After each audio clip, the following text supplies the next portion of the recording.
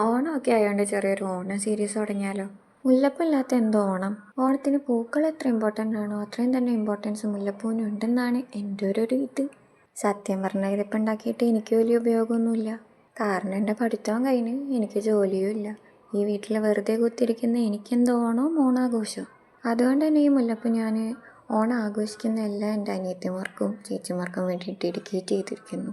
റോഷി മുല്ലപ്പൂ ചെയ്യാൻ ആർക്കെങ്കിലും താല്പര്യം ഉണ്ടെങ്കിൽ ഹെൽപ്പ് ആയിക്കോട്ടെ എന്ന് വിചാരിച്ച് ലോങ് വീഡിയോ ഇടാമെന്നായിരുന്നു എൻ്റെ ആദ്യത്തെ മുല്ലപ്പൂ ഉണ്ടാക്കിയപ്പോഴുള്ള ധാരണ. കാരണം ആദ്യത്തെ മുല്ലപ്പൂ പെർഫെക്റ്റ് ആയിരുന്നു. കറക്റ്റ് 5 പെറ്റൽസ് എല്ലാം സെറ്റായിരുന്നു. ആ ഒരു ഫ്ലോയിൽ രണ്ടാമത്തെ മുല്ലപ്പൂ ഉണ്ടാക്കിയപ്പോൾ അതേ ഇരിക്കണു 5-ന് പകരം 6 പെറ്റൽസ്. അത് പിന്നെ വല്ല തെറ്റുമായിരിക്കും എന്ന് വിചാരിച്ച് അടുത്ത മുല്ലപ്പൂ ഉണ്ടാക്കി. അതിലാണെങ്കിൽ 4 പെറ്റൽസ്.